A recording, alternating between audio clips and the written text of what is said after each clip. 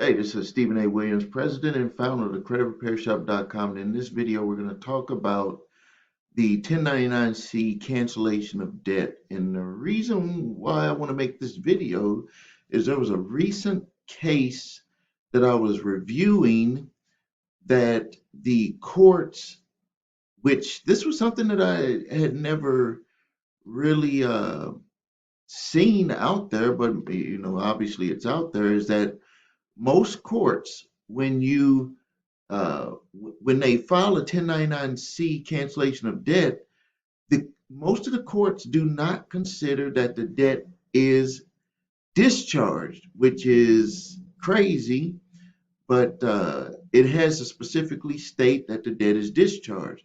The reason why I feel that that's a problem with it not being considered discharge is number one, they can't collect on the debt once they send that out.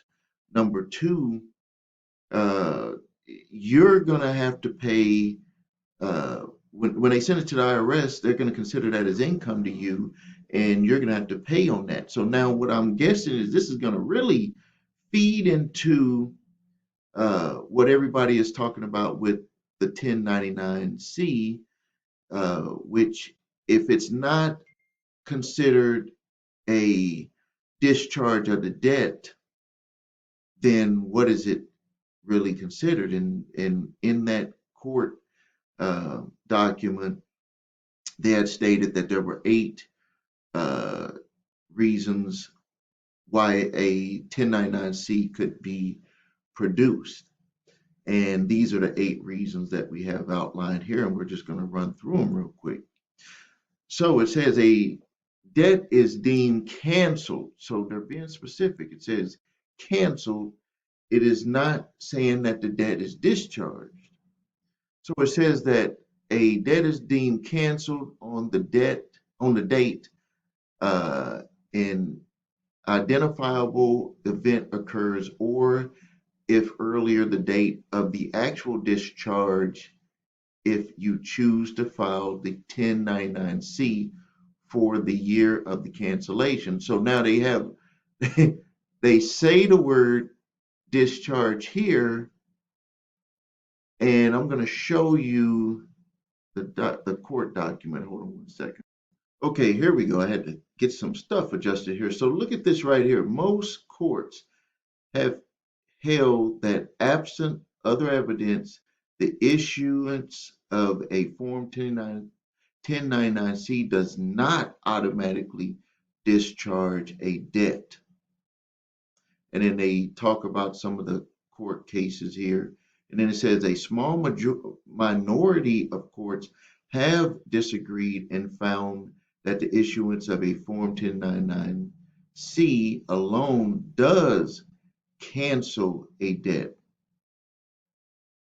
And then it had some cases here. And then it says the minority have generally found that because filing a Form 1099-C has legal significance to the debtor's income tax liability, and because the debtor faces penalties or fines for failing to comply with the obligation imposed, it would be inequitable to permit a creditor to collect the debt after having received the benefit of the charge off of the debt from filing the Form 1099-C.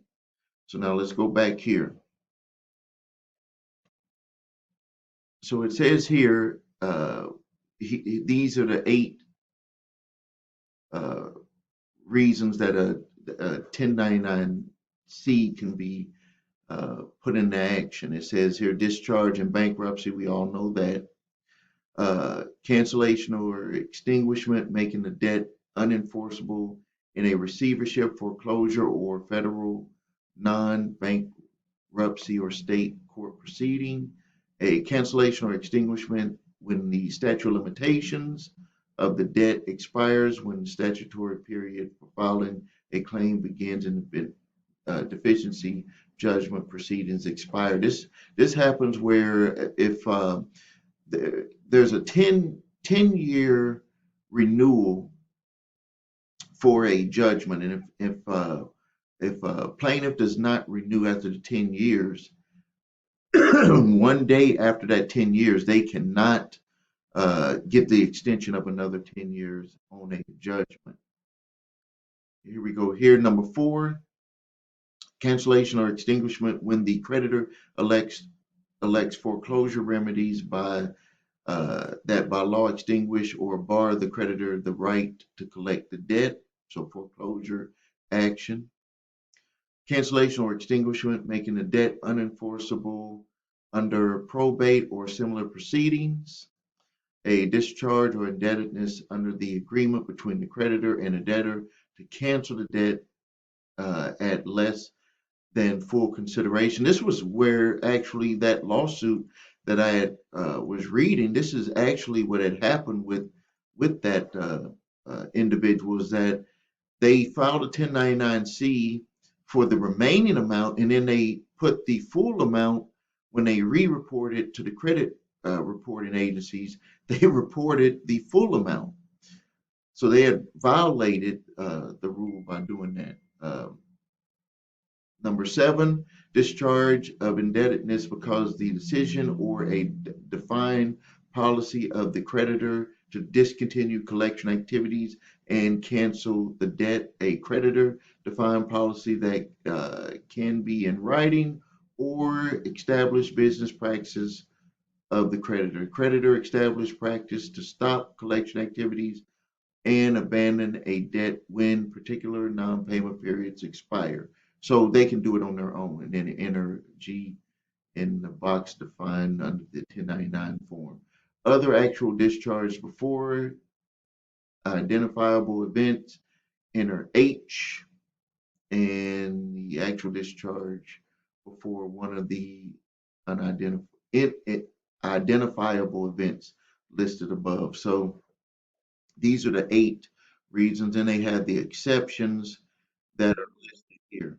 I already know that this is going to bring up a lot of the people who talk about the actual discharge of debt with the 1099-C form, because if you have the court stating that the issuance of a form 1099-C does not automatically discharge a debt, then you have the individuals that are saying that you can actually use a 1099-C to actually pay your debt. And, so this is going to bring up a whole nother conversation regarding this. So those are the 8 reasons that can trigger the use of a 1099-C. And I'm going to do more research on this, because from my understanding, when a 1099-C was filed, that was the discharge of the debt. All right, this is Stephen A. Williams, president and founder of thecreditrepairshop.com. If you need help with your credit, please visit us at thecreditrepairshop.com. Watch the video, What Makes Us Different, so you can check out my 8-point validation process, my 2-phase settlement process. If you need your credit reports and scores, go to the website your3scores.com. And you can also grab my 3-pack of letters: statute of limitations letter, debt validation letter, and cease and desist collection activities letter. The link is below this video. Please subscribe to the channel. Please like this video. Please share it and post your comments. Thank you for your time. This is Stephen A. Williams, president and founder of thecreditrepairshop.com.